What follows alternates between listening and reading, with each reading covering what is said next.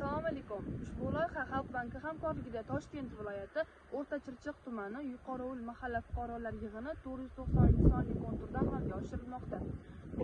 Bu yerga no'xat ekilgan maydon hajmi 12,6 gektarni tashkil qiladi. Bu yerdagi ekinlar zamonaviy usullar bilan parvarishlanmoqda. Hozirda ekinlar holati gullash holatida.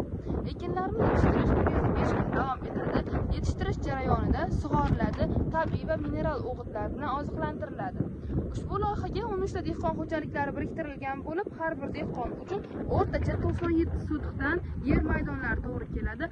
Loyihani samarali amalga oshirish uchun lider tadbirkor Kozimboy Agronur fermer xo'jaligi biriktirilgan. Ushbu loyiha bo'yicha har bir gektardan 2 tonna, jami 25,2 tonna hosil olish rejalashtirilgan.